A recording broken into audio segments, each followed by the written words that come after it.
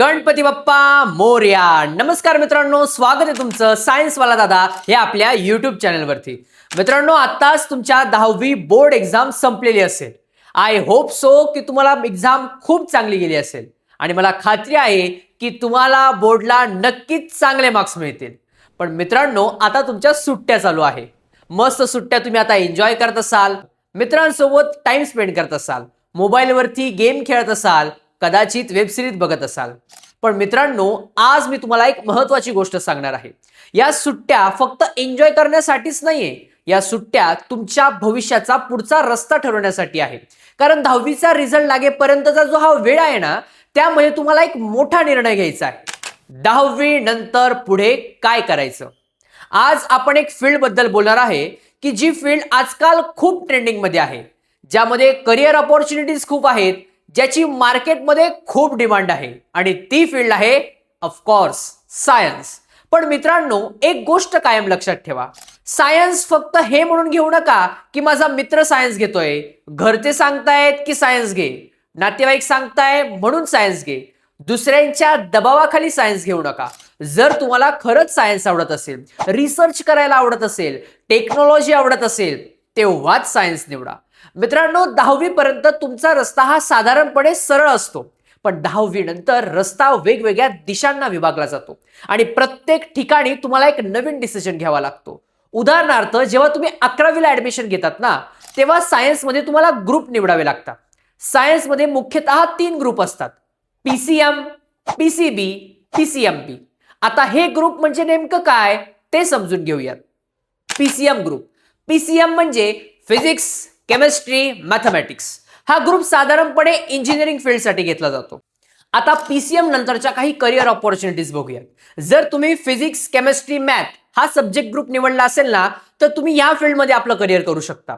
Mechanical engineering, civil engineering, computer engineering, information technology, artificial intelligence, data science, robotics engineering, automobile engineering, electrical engineering, electronics engineering, marine engineering, petroleum engineering, chemical engineering, biotechnology engineering, environmental engineering, structural engineering, software engineering, cyber security.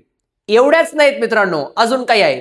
जर technology specific career करायचं असेल, जसं की software developer, app developer, web developer, game developer, AI engineer, machine learning engineer, cloud engineer, blockchain developer, ethical hacker, data analyst, यामध्ये सुद्धा तुम्ही जाऊ शकता. फिजिक्स, केमिस्ट्री, मॅथचे अजून काही ऑप्शन्स आहेत का दादा? तर नक्कीच. Architecture, commercial pilot, physicist, mathematician, statistician, space scientist, defence officer, NDA officer, merchant navy officer, या आणि या व्यतिरिक्त असंख्य अशा फील्ड आहेत. एंट्रन्स एक्झाम इंजिनिअरिंगसाठी कोणकोणती द्यावी लागते? जर तुम्हाला इंजिनिअरिंग मध्ये ऍडमिशन घ्यायचं असेल ना, तर एंट्रन्स एक्झाम ही फार महत्वाची आहे. त्यासाठी तुम्हाला जेडब्ल्यू मेन्स, जेडब्ल्यू ऍडव्हान्स. जर तुम्ही जेडब्ल्यू मध्ये चांगले मार्क्स मिळवले तर तुम्ही देशातील सर्वोत्तम इन्स्टिट्यूट मध्ये ऍडमिशन मिळवू शकता. उदाहरणार्थ IIT, Indian institute of technology, NIT, national institute of technology. जर तुम्हाला महाराष्ट्रात इंजिनिअरिंग करायची असेल तर MSTCET हा तुमच्यासाठी बेस्ट ऑप्शन असेल. या एक्झामद्वारे तुम्ही महाराष्ट्रातील अनेक चांगल्या इंजिनिअरिंग कॉलेजमध्ये ऍडमिशन मिळवू शकता. जर तुम्ही PCB म्हणजे जर तुम्हाला बायोफील्ड मध्ये आपलं करिअर करायचं असेल तर तुम्हाला PCB ग्रुप निवडावा लागेल. यामध्ये फिजिक्स, केमिस्ट्री, बायोलॉजी यांसारख्या विषयांचा तुम्हाला अभ्यास करावा लागेल. PCB नंतरच्या काही करिअर ऑपॉर्च्युनिटीज त्या आता आपण बघूया. फर्स्ट तर तुम्ही मेडिकल फील्डमध्ये करिअर करणार एवढं नक्की. MBBS doctor, BDS, BHMS, BMS, BUMS, veterinary doctor, physiotherapist, pharmacist, nurse, medical lab technician. काही स्पेशलिस्ट डॉक्टर सुद्धा तुम्ही होऊ शकता, जसं की cardiologist, neurologist, dermatologist, gynaecologist, orthopaedic doctor, radiologist आणि सर्जन. अशा वेगवेगळ्या स्पेसिफिक फील्डमध्ये सुद्धा तुम्ही जाऊ शकता. जर लाईफ सायन्स करिअर तुम्हाला करायचं असेल तर microbiologist, biochemist, geneticist, public health officer, clinical researcher, biomedical scientist, अशा अनेक फील्डमध्ये तुम्ही तुमचं करिअर करू शकता. अदर दॅन PCB कुठल्या कुठल्या करिअर ऑपॉर्च्युनिटी आहेत?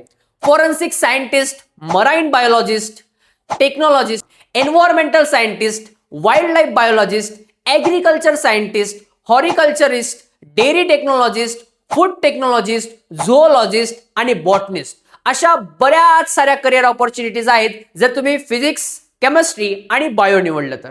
मेडिकल एंट्रन्स एक्झाम कोणकोणत्या आहेत? मेडिकल फील्डमध्ये ऍडमिशन मिळवण्यासाठी तुम्हाला एक महत्वाची एंट्रन्स एक्झाम आहे आणि ती आहे नीट. नीट अभ्यास करावा लागेल जर नीट पास व्हायचं असेल तर.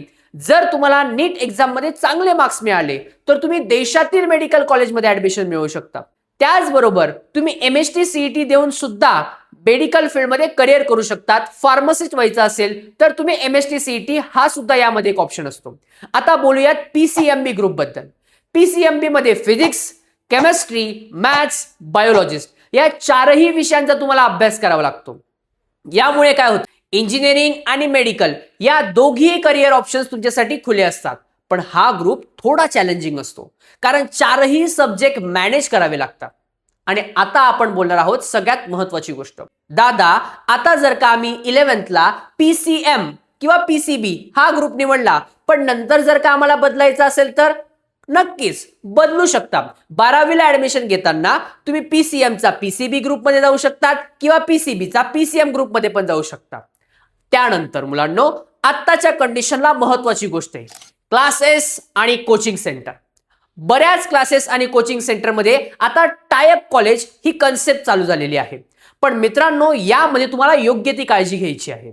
यामुळे काय होतं की मुलांना कॉलेजला डायरेक्टली जाण्याची गरज भासत नाही.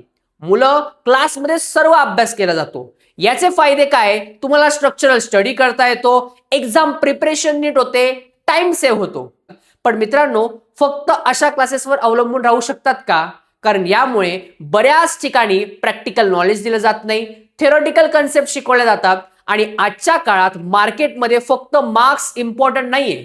तुझ्याकडे असायला हवं practical knowledge, skill, advance knowledge. जर तुमच्याकडे प्रॅक्टिकल नॉलेज असेल तर तुम्ही वेगवेगळ्या करिअर ऑपॉर्च्युनिटीच्या संधी मिळवू शकतात. क्लासेस निवडताना काय बघाल? कुठलाही क्लास लावला तर एक गोष्ट लक्षात ठेवायची आहे, टीचिंग क्वालिटी तुम्हाला समजत आहे का? प्रॅक्टिकल लर्निंग आहे का? शिक्षकांचा एक्सपिरियन्स काय आहे? क्लास मोठा की छोटा हे महत्वाचं. तिथे शिकवण्याची पद्धत तुला समजते आहे का? या गोष्टी महत्वाच्या आहे. मित्रांनो, 10वी हा शेवट नाही.